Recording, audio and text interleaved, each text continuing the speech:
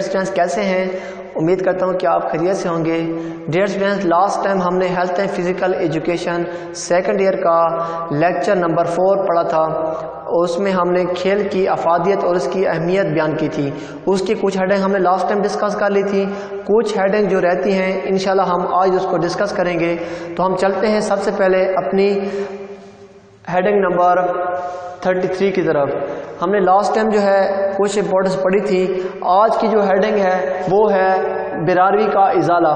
اب دیکھیں dear students کہ آج کا مشینی دور ہے، جو کام پہلے مہینوں میں ہوتا تھا آج کل وہ ہفتوں میں ہوتا ہے، جو کام پہلے ہفتوں میں ہوتا تھا آج کل وہ دنوں میں ہوتا ہے، جو کام پہلے دنوں میں ہوتا تھا آج کل وہ گھنٹوں میں ہوتا ہے۔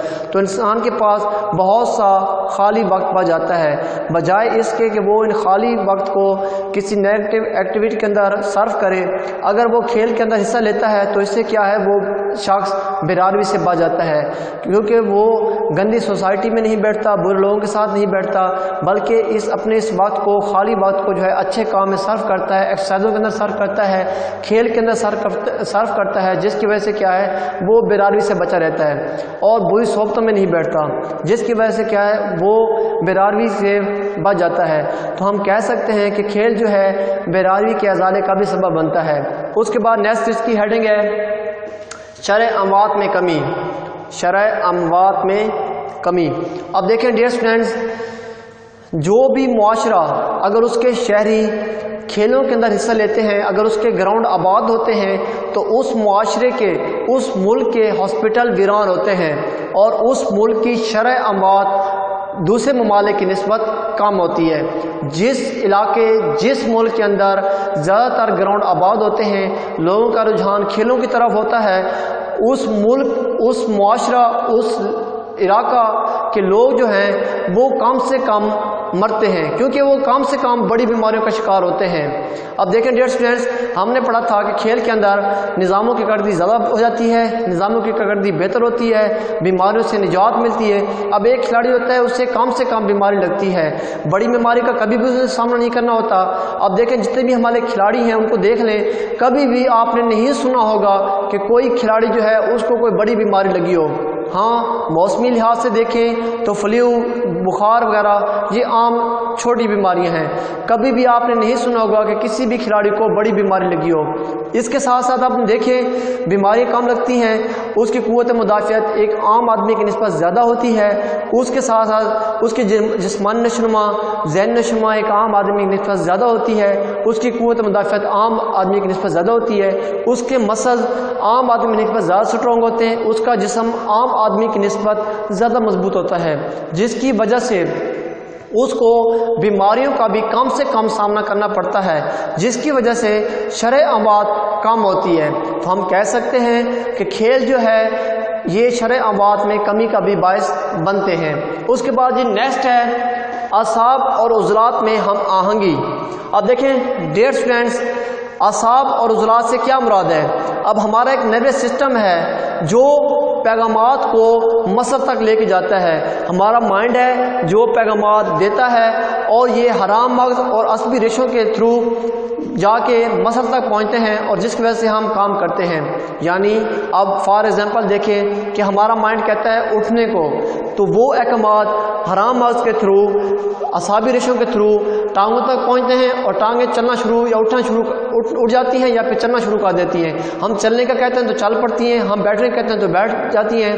تو کیا ہوتا ہے کہ جو احکامات ہمارا مائنڈ دیتا ہے وہ مسلز فوراً وہ کام کاٹ دیتے ہیں۔ اب دیکھیں اگر ایک کھلاڑی ہے وہ اپنے مائنڈ کے ذریعے آرڈر کرتا ہے مسلز کو بھاگنے کا، تو بنا سوچے سمجھے چند سیکنڈ کے اندر وہ کھلاڑی بھاگ پڑتا ہے، کیونکہ اس کے جسم میں چستی اور پھرتی پائی جاتی ہے اور اس کے اعصاب اور عضلات میں ہم آہنگی ہوتی ہے، جس کی وجہ سے وہ فوراً بھاگ پڑتا ہے۔ اس کی نسبت جو ایک عام آدمی ہوتا ہے وہ سوچتا ہے بھاگوں تو کیسے بھاگوں، کدھر بھاگوں، کہاں جاؤں، کیسے بھاگوں گا تو تھک جاؤں گا، ابھی وہ سوچ رہا ہوتا ہے، اس کی نسبت جو ایک کھلاڑی ہوتا ہے وہ فوراً بھاگ پڑتا ہے۔ اور جتنی دیر میں ایک عام آدمی سوچتا ہے اتنی دیر میں ایک کھلاڑی اپنا بہت سا سفر طے کر لیتا ہے۔ تو ہم کہہ سکتے ہیں کہ کھیل جو ہے اعصاب اور عضلات میں ہم آہنگی کا بھی سبب بنتے ہیں۔ اس کے بعد جی نیکسٹ اس کی بینیفٹ ہے تحقیق کا جذبہ۔ اب دیکھیں ڈیئر اسٹوڈنٹس، آج کل کے دور میں دیکھیں تو کھیلوں کے اندر جدید نئے طریقے آ گئے ہیں، بہت سی ٹیکنیکس آ گئی ہیں جو پہلے دور میں نہیں تھی۔ تو جو ایک کھلاڑی ہوتا ہے اس کے اندر تحقیق کا جذبہ پایا جاتا ہے، وہ نئی ٹیکنیکس کو جانتا ہے، اس کے اوپر ریسرچ کرتا ہے اور ان ٹیکنیکس پر عمل درآمد کرتا ہے اور وہ اس ٹیکنیکس کو اپنا لیتا ہے اور کھیل کے اندر وہی ٹیکنیکس وہ اپناتا ہے۔ اور تو ہم کہہ سکتے ہیں کہ کھیل جو ہے تحقیق کے جذبے کا بھی باعث بنتا ہے۔ اس کے بعد یہ نیکسٹ بینیفٹ ہے جذبہ حب الوطنی۔ اب دیکھیں ڈیئر اسٹوڈنٹس، جتنے بھی کھلاڑی ہیں وہ اپنے ملک کو ریپرزینٹ کر رہے ہوتے ہیں، وہ اپنے ملک کے سفیر ہوتے ہیں۔ کسی بھی ملک کے اندر اگر ٹیم جاتی ہے کھیلنے کے لیے تو وہ اپنے ملک کو ریپرزینٹ کر رہی ہوتی ہے۔ مطلب کیا ہے کہ وہ جب ٹیم کسی ملک کے اندر جاتی ہے تو وہ اپنی ثقافت، اپنا کلچر ان کو دکھاتے ہیں کہ ہمارا رہن سہن کیسا ہے، ہم کیسے بولتے ہیں، ہم آپس میں کیسے بھائی چارے کے ساتھ رہتے ہیں۔ اور انہیں پتہ ہوتا ہے کہ جب ہم کسی بیرونی ملک میں گئے ہیں، اگر کوئی ہم غلط کام کریں گے وہاں پہ تو ہمارے ملک کی بے عزتی ہوگی، ہمارے ملک کی بدنامی ہوگی، ہمارے ملک کا وقار خراب ہوگا۔ لہٰذا وہ جب کسی دوسرے ملک میں کھیلنے کے لیے جاتے ہیں تو ان کی زیادہ کوشش ہوتی ہے کہ ہم وہاں سے جیت کے آئیں، ہم نام روشن کریں اپنے ملک کا، ہم وقار بنے اپنے ملک کا، ہم اپنے ملک کا وقار روشن کریں، ہم اپنے ملک کا نام روشن کریں۔ تو ایک کھلاڑی کو پتہ ہوتا ہے کہ اگر میں نے کوئی برا کام کیا، کوئی غلط کام کیا یا میچ سے ہار گیا، اگر بری شکست ملی تو کیا ہے کہ ہمارے ملک کی بے عزتی ہوگی، ہمارے ملک کا نام وقار خراب ہوگا، ہمارے ملک کا امیج خراب ہوگا۔ لہٰذا جب کھلاڑی کسی ملک میں کھیلنے کے لیے جاتا ہے، کسی ٹورنامنٹ کے اندر کھیلنے کے لیے جاتا ہے، ورلڈ کپ کے اندر کھیلنے کے لیے جاتا ہے تو اس کی پوری کوشش ہوتی ہے کہ ہمارے ملک کا نام روشن ہو۔ لہٰذا ہم کہہ سکتے ہیں کہ کھیل جو ہے جذبہ حب الوطنی کا بھی باعث بنتے ہیں۔ اس کے بعد نیکسٹ ہے صبر و تحمل۔ اب دیکھیں ایک عام کھلاڑی کی نسبت، ایک عام آدمی کی نسبت جو ایک کھلاڑی ہوتا ہے اس کے اندر صبر و تحمل کا بہت زیادہ مادہ پایا جاتا ہے۔ کھلاڑیوں کو کھیل کے اندر بہت سی چوٹیں بھی لگتی ہیں، کچھ چوٹیں بڑی ہوتی ہیں، کچھ چوٹیں چھوٹی ہوتی ہیں، لیکن کیونکہ اس کے اندر صبر و تحمل اور اس کا برداشت کے اندر مادہ بہت زیادہ پایا جاتا ہے، جس کی وجہ سے تمام قسم کی چوٹوں کو وہ ایزیلی طور پہ برداشت کر لیتا ہے۔ اس کے علاوہ آپ نے دیکھا ہوگا فار ایگزامپل کہ کرکٹ کے اندر آپ دیکھیں تو ایک کھلاڑی کو بلا وجہ بغیر کسی ریزن کے امپائر آؤٹ دے دیتا ہے، حتیٰ کہ وہ آؤٹ نہیں ہوتا۔ لیکن کبھی بھی آپ نے دیکھا ہوگا کہ اگر کھلاڑی آؤٹ نہیں ہے اور امپائر نے آؤٹ دے دیا ہے تو بغیر کسی رد عمل کے وہ کھلاڑی خاموشی سے گراؤنڈ سے باہر چلا جاتا ہے۔ کبھی اس نے امپائر کو برا بلا نہیں کہا، کبھی اس نے ریئیکشن غلط نہیں کیا، کبھی اس نے بلے کو اپنا زمین پر نہیں پھینکا، بلکہ خاموشی سے وہ باہر چلا جاتا ہے۔ اسے پتہ ہوتا ہے کہ میں غلط آؤٹ ہوا ہوں، امپائر نے مجھے غلط آؤٹ دیا ہے، اس کے باوجود وہ باہر چلا جاتا ہے۔ اس کے ساتھ ساتھ اگر گراؤنڈ کے اندر دیکھیں، اگر ریفری جو ہوتا ہے وہ غلط فیصلہ دیتا ہے، غلط وسل بجاتا ہے تو اس کے باوجود کھلاڑی برداشت سے کام لیتا ہے اور ریفری کو کچھ بھی نہیں کہتا، بلکہ صبر و تحمل کا مظاہرہ کرتا ہے۔ ایک عام آدمی معاشرے کے اندر دیکھیں تو ایک عام آدمی جو ہوتا ہے اسے چھوٹی سی بات کرے تو وہ باہر ہو جاتا ہے اور فوراً لڑائی جھگڑا شروع کر دیتا ہے۔ تو ہم کہہ سکتے ہیں کہ کھیل جو ہے صبر و تحمل کا بھی باعث بنتے ہیں۔ اس کے بعد جی نیکسٹ ہے خود اعتمادی میں اضافہ۔ اب دیکھیں جو کھیل ہوتا ہے خود اعتمادی میں اضافے کا بھی باعث بنتا ہے۔ اب دیکھیں کھیل کے اندر ایک کھلاڑی جو ہوتا ہے جب وہ بیٹنگ کر رہا ہوتا ہے اور اس کو باؤنسر لگتا ہے یا اس کو یارکر لگتا ہے تو وہ فرسٹ ٹائم تھوڑا اس کو محسوس ہوتا ہے، تھوڑا سا برداشت کرنا پڑتا ہے اس کو، لیکن نیکسٹ ٹائم اس کو ایزی طور پہ کھیل لیتا ہے۔ تو کیا ہوتا ہے وہ سوچتا ہے کہ میں یہ بھی کر سکتا ہوں، میں ایسے بھی کھیل سکتا ہوں، میں اس بال کو بھی کھیل سکتا ہوں، اس بال کو بھی ایزی طور پہ کھیل سکتا ہوں۔ تو کیا ہے مشکل سے مشکل بال کو بھی وہ ایزی طور پہ کھیل لیتا ہے۔ مطلب کیا ہے کہ اس کے اندر خود اعتمادی کا جذبہ پایا جاتا ہے، اس کے اندر کانفیڈنس لیول عام آدمی کی نسبت زیادہ ہوتا ہے۔